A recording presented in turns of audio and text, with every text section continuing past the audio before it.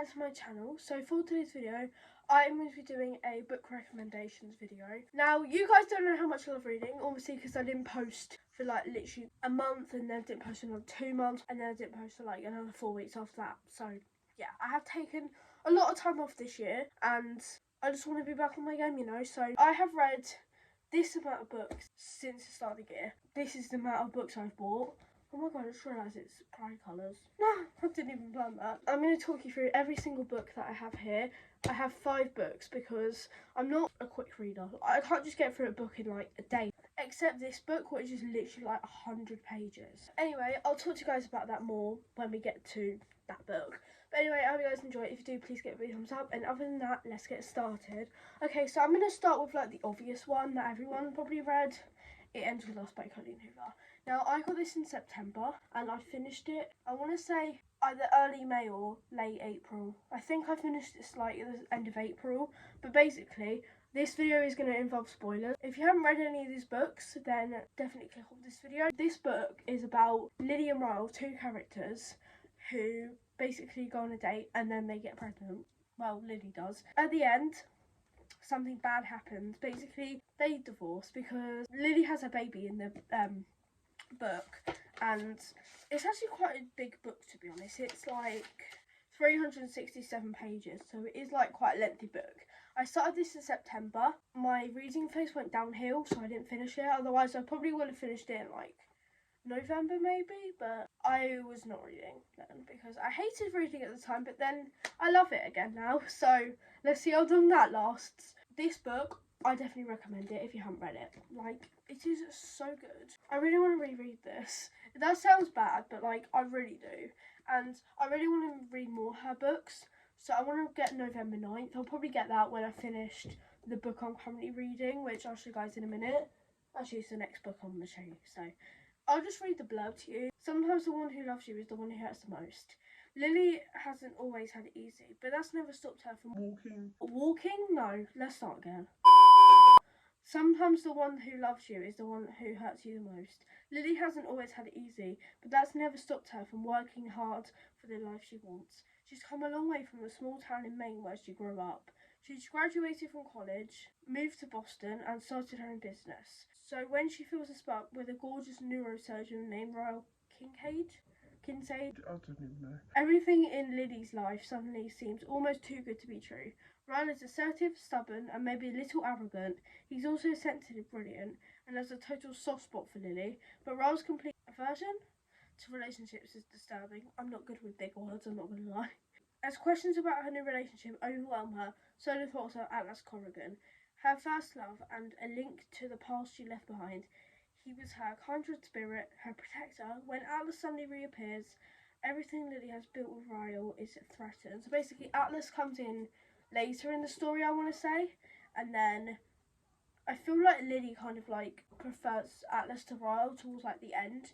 So that's when they divorce, and then Atlas just comes into the picture. I forgot to tell you guys, Colleen Hoover is bringing out a part 2 on October 18th called It Starts With Us. So you bet I'll be getting that. This year is going so fast. Like, it is literally on Saturday, it's 6 months till Christmas. Like, what? Like, it's been 6 months on Saturday since Christmas 2021.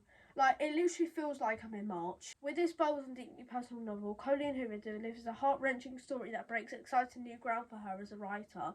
It Ends With Us is an unforgettable tale of love that comes at the ultimate price.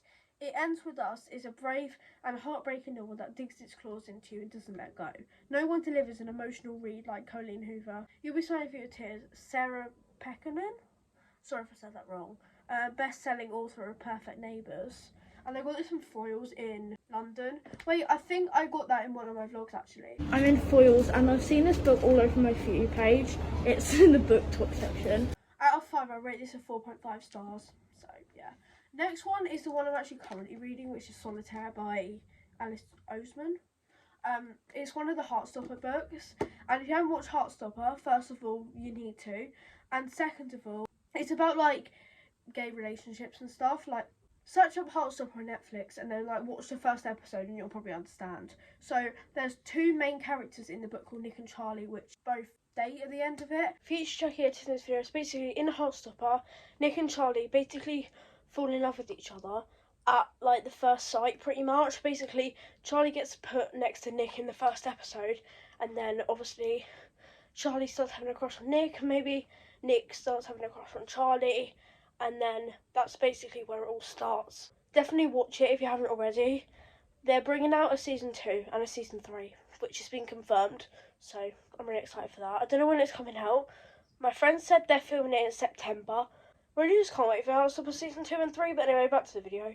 It takes them forever to ask each other out, which is probably like what gets everyone to watch it in the first place, so I understand. I haven't read this fully. I'm on page 84, so I had read some. And so far what happened, I'll just take off what happens because I do not want to spoil it for myself, not gonna lie. Michael tries to like get Tori's attention, if that makes sense. Tori is Charlie's sister. Michael is like a gatekeeper for Tori, I guess. In this book, it says, I read it the other day. Oh yeah, because Michael walks home with Tori, which just probably means he has a crush on her. I'd assume that anyway. Obviously, because I haven't read the full book, I've only read the first like 80 pages. I don't ever remember not being serious. As far as I'm concerned, I come out the window spouting, I cannot read that to save my life. And wishing for rain. Basically, I'm reading the blurb to you guys now, so yeah. My name is Tori Spring. I like to sleep, I like to blog. Last year I had friends. Things were very difficult, I guess, but that's all over now. Now the Solitaire and Michael Holden. I don't know what Solitaire are trying to do, and I don't really care about Michael Holden. I really don't. So, yeah, Solitaire is like really good so far. And I've read Nick and Charlie as well, which I'll show you guys in a minute. And then the other day I bought This Winter, which I don't think I can talk about much because I actually haven't started reading this yet, but I just bought it for my next read. And then I'm probably going to get November 9th by Colleen Hoover. I'll carry on reading this, and then I might do like a part 2 of like book recommendations. This is quite a lengthy book. I'm not gonna lie, there's like 300 pages in it. 382 pages. Like, that's gonna take me all year to read. So, I can't really say much about this one. This is another Heartstopper book. It's This Winter by the same author. All the Heartstopper books by the same author. So, I'm just gonna read the blurb because I haven't read it. But I assume it's Nick and Charlie's like first Christmas because I was skimming through it in the shop. I always do that because then if I don't find it interesting, I won't buy it, and it's got Nick and Charlie in it. Like, in this Solitaire book, there's hardly anything about Nick and Charlie, I won't lie. It's mostly about Tori and Michael. I hate Christmas, Tori says. Can't relate. No, you don't, I say. I hate this one. Everyone hates this one. This winter has been a tough one for Tori, Charlie, and Oliver Spring. Oliver is Tori and Charlie's other brother. They are all trying to get through Christmas Day with minimum drama. For Oliver, that means Mario Kart with his brother and sister. But for Tori and Charlie, it means putting the past few months behind them. Will this Christmas drive the Spring family apart or start to put them back together? And there's also other books. There's Radio Silence, I Was Born for This Loveless, and then Nick and Charlie, which I'll show you guys in a minute because I've actually read it. I literally read the whole thing in I literally got it in mid-May, I want to say. And then I was done with it by like start of June. Like, I'm not even joking. It literally took me like 3 weeks. And like half term, since I didn't do any reading at half term, like I finished it in tutor, like one of the first day back from May half term. I love the colour. Like, I love red. There's not really much I can say about this book because obviously I haven't read it yet. So as I said, I'll do a part 2 and I'll let you guys know on that book because I'll probably finish all the text by then. The next one, yeah, basically, I'll explain what happened to the front. Basically, a pen exploded in my bag and then there's ink on it. So, love that for me. There's also ink on the side as well. I'm not gonna lie, I was reading this, right? And then I kind of bought the Nick and Charlie book and then I stopped reading this. It's a long blurb. Are you having me on? When a fake relationship between scientists meets the irresistible force of attraction, it throws one woman's carefully calculated theories on love into chaos. As a third-year PhD candidate, Olive Smith doesn't belong in a lasting romantic relationships, but her best friend does. And that's what got her into this situation, convincing Anne, it's A-N-H, I don't know how to pronounce it, that Olive is on her way to a happily ever after. It was always going to be tough. Scientists require proof. So, like any self-respecting woman, Olive panics and kisses the first man she sees. That man is none other than Adam Carlson. a young hotshot professor and a well-known, it's the A word, so I'm not going to say it obviously. I'm not going to read any more of the blurb because it's really long. I just read the first paragraph, but I'm not going to read any more because otherwise we're going to be all day. And I keep messing up on my words, but I've obviously edited out all the messing up I've done, but trust me, there's been a lot. Like, I've been filming for 14 minutes. It's probably not going to be 14 minutes when I edit it. It's going to be like 8, but I've done loads of messing up, so that's where all the cutting has come from the clips. Oh god, I don't want to read the end because I do not want to spoil it for myself. Like, I don't want to spoil Solitaire for myself. The last book is Nick and Charlie. It's another one of the Heartstopper books. This is by far the best one that I've read so far, and I've only read 2. It's about Nick and Charlie, obviously, because that's the title. Comment down below if you're team Darcy and Tara or Nick and Charlie. I reckon everyone's going to say Nick and Charlie because they're like the well-known one. But some people might prefer Darcy and Tara, and that's alright. Darcy's actually really pretty, though. You know there's like Heartstopper audios, the one that's on TikTok? The one that's like, I've been going out with Nick Nelson since I was 14. That's in here, like, that's a quote from here.